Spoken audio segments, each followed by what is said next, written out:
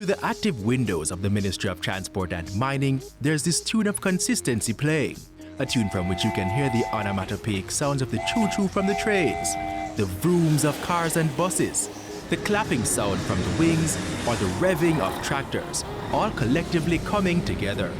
A tune that embodies the myriad of work engaged and done last year, with a promise of even greater effort this year.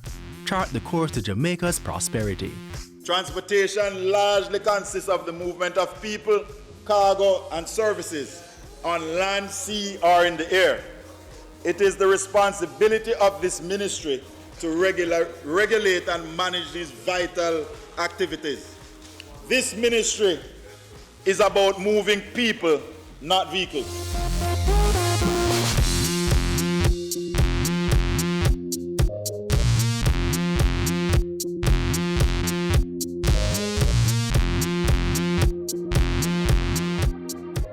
There is a path being created to afford diverse air travel arrangements for our locals. These include the upgrade of the Lionel Densham Aerodrome for approximately $103 million, as well as plans to acquire the Holland Bamboo Airstrip for rehabilitation despite the pandemic. We are steering forward with the new airport development. The Airport Authority of Jamaica, AAJ, is collaborating with the Jamaica Civil Aviation Authority, JCAA, to establish a national aviation training institution and offer aviation scholarships for pilot training to residents of communities surrounding airports.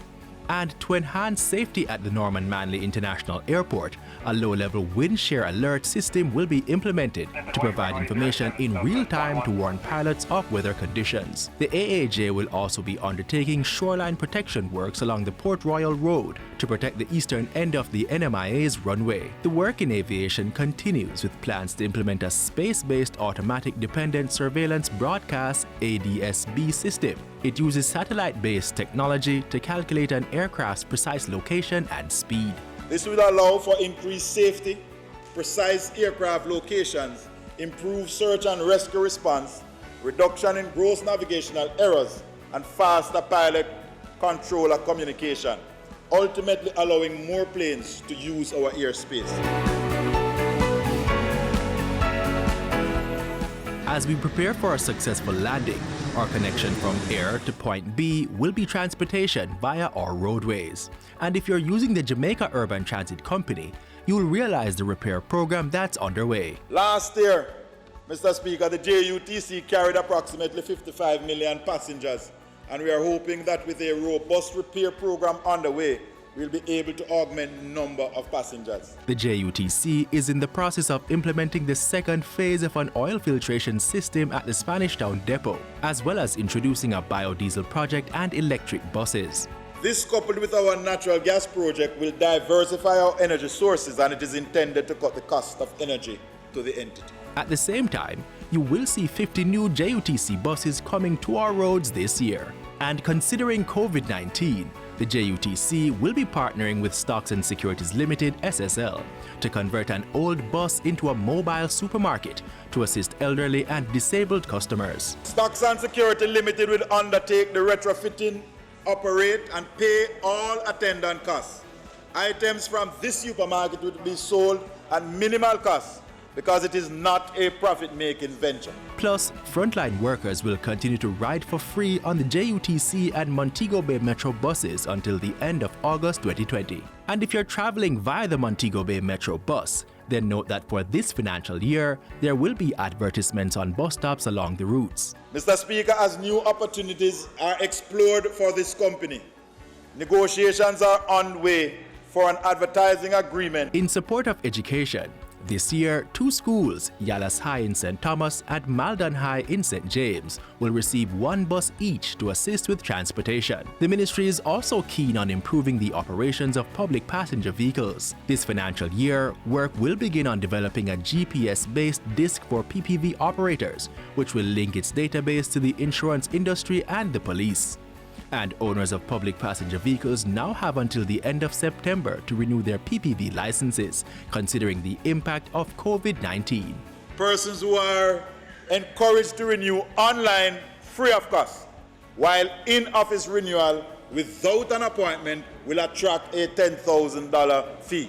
Additionally, police record requirements for renewal of badges and new application of badges is waived for this year.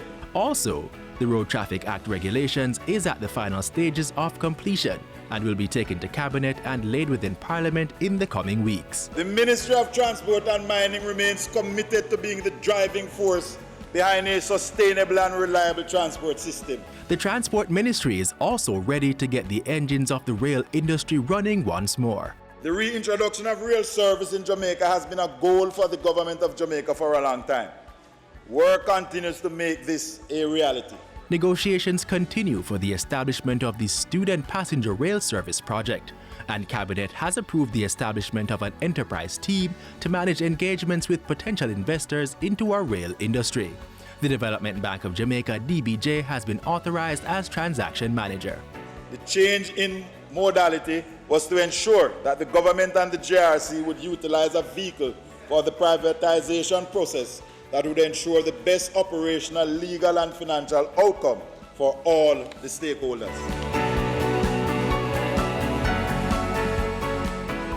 Mr. Speaker, mining today remains one of Jamaica's main sources of revenue.